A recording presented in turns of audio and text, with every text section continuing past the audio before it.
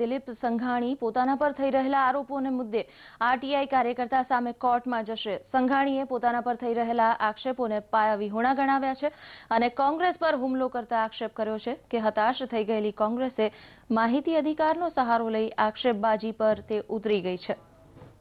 કૃષિ અને કાયદા મંત્રી દિલીપ સંઘાણીએ તેમની સામે કરવામાં આવેલા આક્ષેપો સંદર્ભે કહ્યું કે જે નિર્ણયો પોતે ધારાસભ્ય કે સંસદ સભ્યો ન હતા ત્યારે સરકારે કર્યા છે તેવા નિર્ણયોને લઈને પોતાની સામે આક્ષેપ કરવામાં આવી રહ્યા છે।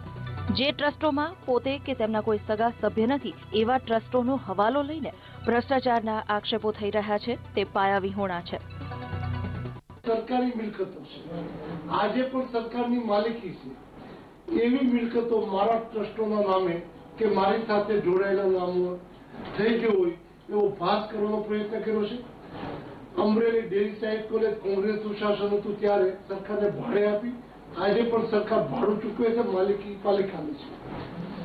અમરેલી બુલ મધર ફાર્મ જે પશુપાલન વિભાગના ખાતે મહેસૂલ ખાતામાંથી જમીન ટ્રાન્સફરની કાર્યવાહી થઈ, જે સરકારી યોજના છે, સરકાર ચલાવે છે, એ પણ મારા નામે મિલકત હોય એ રીતે કરોડો રૂપિયાની વાતો કરી છે।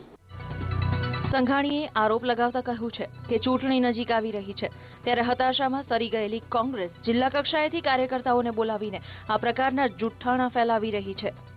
કોંગ્રેસ હતાશ થઈ ચૂકી છે, તેના કારણે ગુજરાતના આવતા દિવસોમાં કોંગ્રેસનું ભાવિ નથી, એટલે અનેક મંત્રીઓ અને ધારાસભ્યો સામે જે આક્ષેપો કરે છે તે પૈકી અમરેલીના એક કોંગ્રેસના કાર્યકર્તા એમના પત્ની તાલુકા પંચાયતના સભ્ય છે, પરંતુ કોંગ્રેસની આપણું ન હોવાના કારણે એક્ટિવિસ્ટના નામે મારી સામે કેટલાક આક્ષેપો જાહેરમાં કર્યા છે।